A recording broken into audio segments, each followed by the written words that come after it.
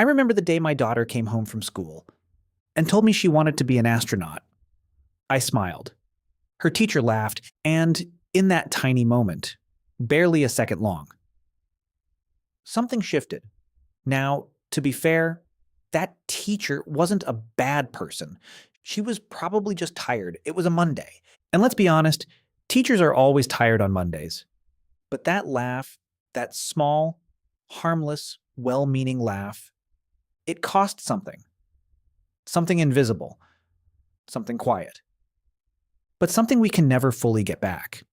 And here's the part most people don't realize.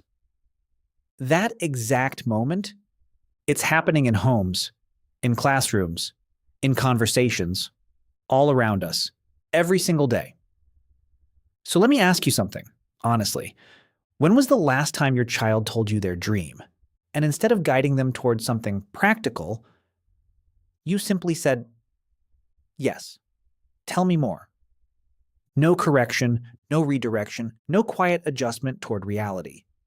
Just curiosity. Because if we're being real, most of us don't do that. Most of us smile and then gently bring them back down. That's nice, honey. But maybe think about something safer. And right there, in that small, forgettable moment, big lives start becoming small. Now let me give you a number that stopped me in my tracks. Researchers followed 17,000 children for 64 years, not 6, not 16, 64 years. And what they found was simple, but powerful.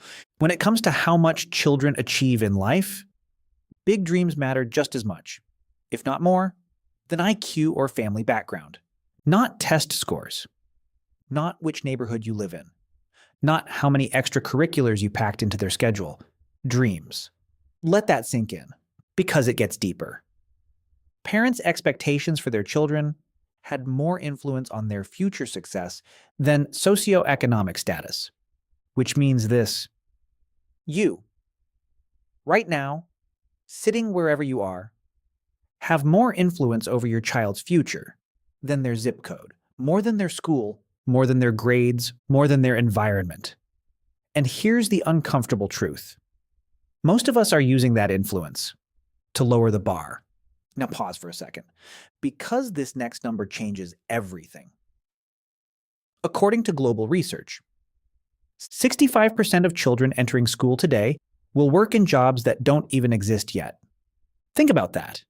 Jobs you can't search, careers that don't have names, paths that haven't been built. And yet, we are asking 6-year-olds to be realistic. Realistic about a future that hasn't even been created yet. Does that make sense? Now let's talk about us, because this is where it gets a little uncomfortable. We've become what people call helicopter parents. We hover, we manage, we intervene. We stand over homework, we guide every decision. We try to remove every obstacle before it even appears. And it comes from love. Of course it does. But here's the problem. When we protect them from everything, we also teach them something dangerous. You can't handle hard things. And a child who believes that won't attempt big things. Let me ask you this.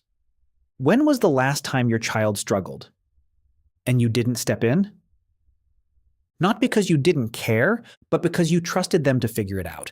Because confidence doesn't come from winning. It comes from falling and realizing you can get back up. Think about learning to ride a bicycle. The first time they fell, you didn't call the company and complain. You didn't wrap the bike in bubble wrap. You said, get up, try again. Dreams work the exact same way. But here's the part most people avoid.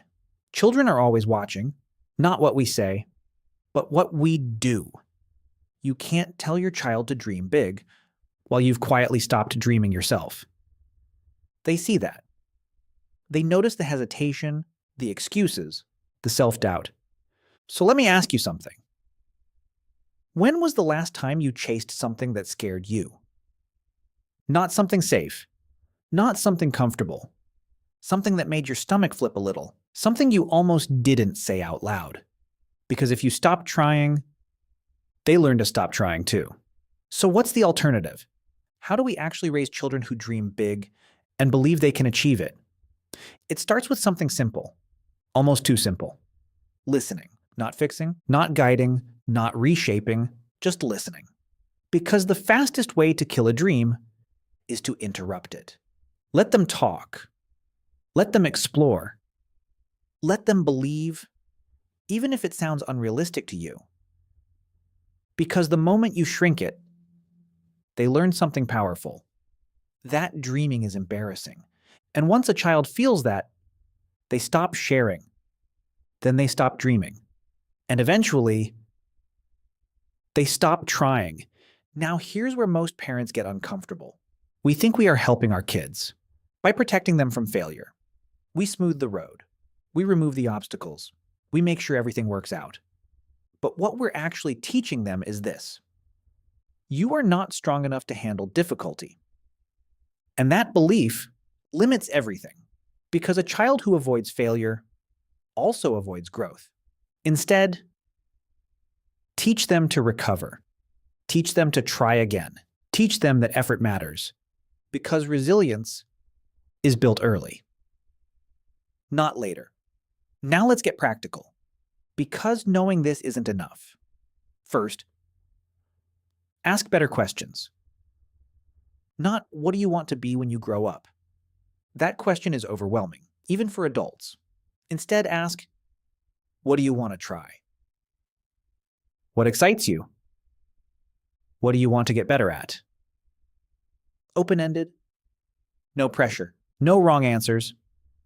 Second, make the dream visible. Put it somewhere they can see it. On the wall, on the fridge, on a board. Because what's visible feels real, and what feels real feels possible. Third, write it down, because people who write their goals are significantly more likely to achieve them. Not because writing is magic, but because it turns a thought into something tangible, something intentional, something worth working toward. Now here's something beautiful. When kids are asked what matters most in their future, most don't say money. They say, I want to help people. Think about that. They already understand purpose. Better than we give them credit for. They don't want status, they want meaning, they want to matter. And here's the truth most people miss. Your job is not to create that passion. It's already there. Your job is simply not to destroy it, not with fear, not with doubt, not with practicality disguised as wisdom. Because, yes, they might fail. In fact, they probably will, at least at first. But failure isn't the problem. Quitting is. And quitting usually starts when belief disappears. So before you leave, I want you to do something. Right now, think of one child in your life, your son, your daughter, a niece, a nephew, a student, even a kid in your neighborhood. Got someone? Good. Now think about the last time. They told you something they wanted to do, something big, something that made you pause. Did you encourage it or did you adjust it? Even slightly? Be honest. Because most of us don't even realize when we do it. This week, do one thing differently. Just one. Ask a better question. Listen a little longer. Encourage something bigger. Because one moment of belief can echo for a lifetime. The world doesn't need more people who play it safe. It needs thinkers, builders, creators, dreamers. And they're already here, sitting in our homes, watching us, learning from us. Be careful what you teach them, even unintentionally. If this made you think, share it with someone raising a child. Not for views, but because that child deserves someone who believes in them.